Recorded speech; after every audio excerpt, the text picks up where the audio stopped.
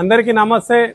మరి నేను ఈరోజు పాడి పరిశ్రమ తరపున ప్రతి రైతు యొక్క తరపున ఈరోజు ప్రైవేటు డైరీలకు ఒకటే హెచ్చరిక చేస్తున్నాను। మీరు రోజు పాలను వినియోగం తక్కువగా ఉందని చెప్పేసి ఈరోజు రైతుల యొక్క నడ్డి విడవడానికి పాల యొక్క ఎస్ఎన్ఎఫ్ తగ్గిస్తున్నారు, ఫ్యాట్ తగ్గిస్తున్నారు। మరి ఈరోజు పాలు ఖరాబ్ అయినాయని చెప్పేసి ఈరోజు రైతుల యొక్క పాలని ఏ విధంగా పడితే ఆ విధంగా కోతలకు విధిస్తున్నారు ప్రైవేట్ డైరీలు।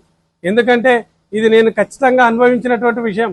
కానీ పాడి రైతుల యొక్క నడ్డి విడవడానికి ప్రైవేటు డైరీలు మీరు అందులోపల ఎంతో శ్రద్ధతోటి సూచనలు ఇవ్వాలి తప్ప ఈరోజు రైతుల యొక్క నడ్డి విడిచి రైతుల యొక్క పాలను మీరు ఈ విధంగా కట్ చేయడం అన్యాయం।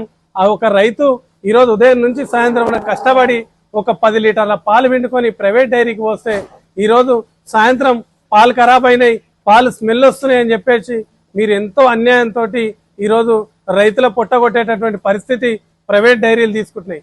ప్రభుత్వం దీనిపై గుర్తించాలి, ప్రభుత్వం వారిపై కూడా కఠిన చర్యలు తీసుకోవాలి।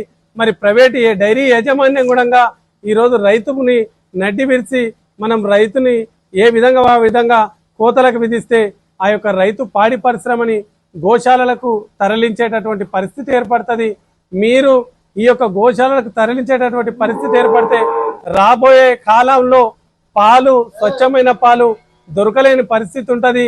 మీరు ఇప్పుడు ఇబ్బంది పెట్టినటువంటి బాధలు మీరు 5 సంవత్సరాల తర్వాత ప్రైవేట్ డైరీలు పాలు దొరకక తీవ్రమైన నష్టాల్లో నడిచేటటువంటి పరిస్థితి ఏర్పడుతుంది।